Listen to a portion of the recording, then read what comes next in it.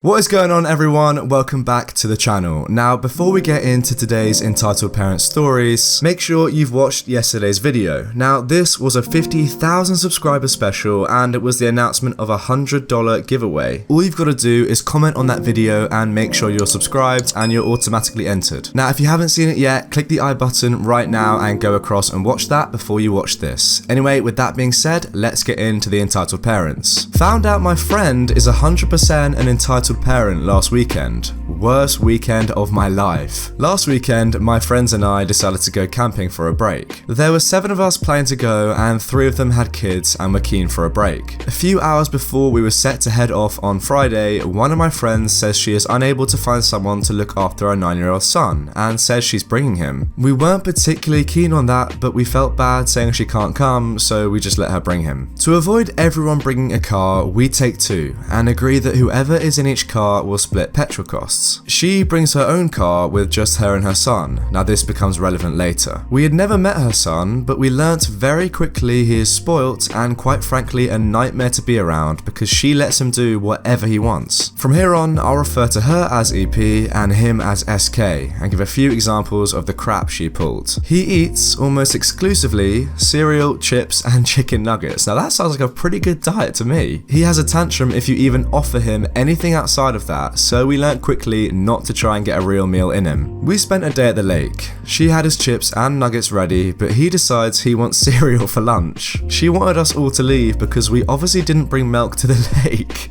The entitled parent demands one of us go get milk for her boy, and when we say no, her kid starts screaming and then she yells over him, "Look what you've done to my baby boy!" When she sees we are still not getting milk for her, she runs to her car and drives off, leaving us with SK who is still screaming. She's gone for over an hour and comes back with milk and says, "Sorry, I needed a break from your negative attitudes. He picks up on those vibes and that's why he's been screaming." She then demands we split the cost of her petrol for going out to get milk, saying, "If you lot hadn't have been so stubborn and cruel to me and SK, then I wouldn't have had to drive all that way." We all just said no and got into our cars. I have mental health issues which I take medication for morning and night. SK wanted to play with them because they are different colours and shapes, and I brought them in my weekly packs so they were all separated. And I guess he thought they were candy or toys, I don't know. I explained to him that they were dangerous, not candy, and that it was important medicine. Because I didn't trust him not to try to grab them, I moved them from my bag to the car.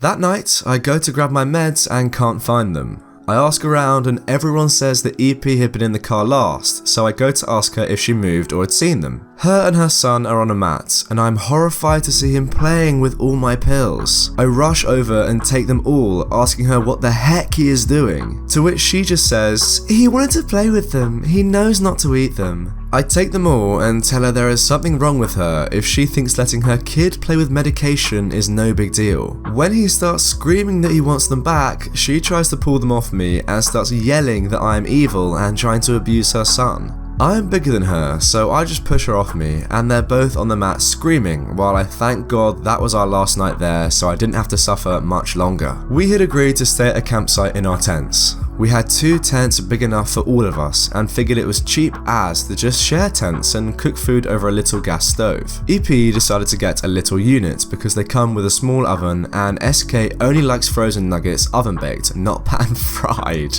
We told her that was a lot of money just to bake his nuggets and she said it's fine. Then at the end of our weekend, she tried adding her unit to the cost we were splitting. We were baffled. None of us had spent any time in the unit or used the facilities it had, so we didn't understand why she would think that it should be split. We refused and she lost it at reception, saying we should have known she'd need units for me and my baby. Wait, isn't her kid 9 years old? We refused to pay and walked out while she cried at reception until they told her to pay or they'd call the police. And on top of it all, she emailed us an invoice with the money we owed her. Because we had split the cost of food, petrol and accommodation, she had decided that her cost too should be split, and split the cost of her son's food, the unit she stayed in, the petrol she had used and a fee that she claimed would show we were remorseful for the way you treated my boy this weekend. He is a miracle and should be treated as such. I emailed her back and told her that I would not be paying a cent and that as far as I'm concerned, our friendship is over. The others said something similar. She posted a status saying she is glad she cut ties with a group of child haters. I used to be confused as to how she was single, as she is quite beautiful and I thought lovely. I thought her baby daddy was insane for leaving her. Now I know he was saving himself. God, this story is giving me horrible thoughts that some of my closest friends, when they have kids, might turn into entitled parents as well. I really hope they don't. Entitled mum leaves children in hot car. My friends and I intervene, cops involved. I'm still shook by this, and this happened a month ago. I was walking out to a food store just across my high school to get some Gatorade with my football teammates after morning practice, which ended at 12, the heat already 100 degrees. We go out of the store, Gatorades in hand, and about to hit hot dog joints, when we hear a baby crying. No big deal, we thought, until it hit one of my buddies, let's call him Ethan, that it sounded a bit muffled. So we moved our eyes around the area until one of my other buddies, let's say Marcus, spotted two babies in a car in obvious distress in 100 effing degree weather with no parent. Of course, the car is hot and locked. Ethan, without even thinking, decides to draw attention while Marcus begins calling the police. I have a brother who works in military and he taught me that when in a similar situation to hit on the outer parts of the car windows, which are weaker than the inner parts of the car windows. Spark plugs are a bonus. So I asked someone to grab something blunt that can also fit into the palm of my hand. When given to me, I did what I was taught and hit the car window with said blunt object and shattered the window in 2 hits. I had to hit the driver's window as to not have glass spray in the face of the toddlers. Coincidentally, EM is walking out and she drops her things and shoves me down to the ground, attempting to mount me to assault me in the middle of a freaking crowd. Ethan and a few other bystanders already break it up. Dialogue is a bit shaky considering all of this happens so fast, but it goes something like this. No, don't let him steal my stuff. My friend Marcus hears what the heck this lady has just said. What?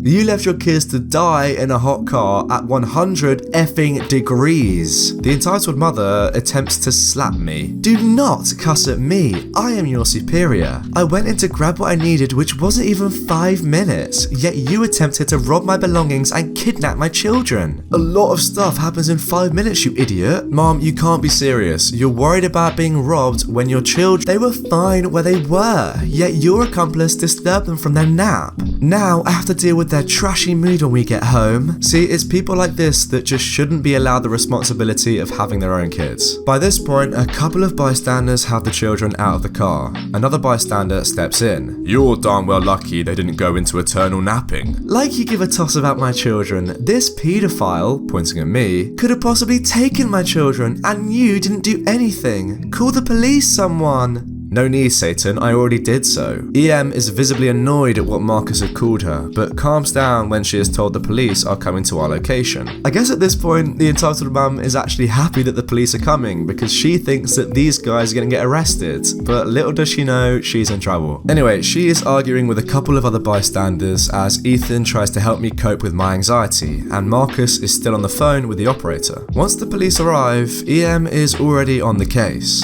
What's the problem, Mom? Approaching EM. This paedophile, pointing to me again, tried to kidnap my children. I want to press charges. What the F? I did not try to take your children. You're an idiot for leaving them in the car in this type of heat. Luckily, Marcus and Ethan were there to back me up, but apparently it did not satisfy this idiot of a mother. So the cops went to all the stores possible that had a camera. One camera showed clear as day that my buddies and I saw the children in distress, a crowd being drawn, and me breaking into the car. The final nail in the coffin was when the children were escorted out of the car. And once it was proven that the car belonged to the mother and my squad was acting on valid and reasonable intent, she was arrested, but not before having a fit and trying to assault me and cuss at me, and watching herself being dragged away from her children. Side note, I was also asked if I personally wanted to press charges on the woman for attempted assault, but I didn't press, because in the end it was about the children rather than me. However, the city is still pressing charges, and maybe maybe even the state. Still awaiting court, but with the amount of evidence gathered, that shouldn't take very long. Yep, this woman needs to get locked up. She doesn't even realize how close her children were to literally dying in the car. Disgraceful. Anyway, I hope you enjoyed those Entitled Parent stories. Remember, if you haven't already, click the screen now to go and watch my 50k subscriber giveaway special video. All you've got to do to enter is go and watch that video, comment and subscribe, and you're in with a chance. Thanks for watching, and I'll see you all tomorrow.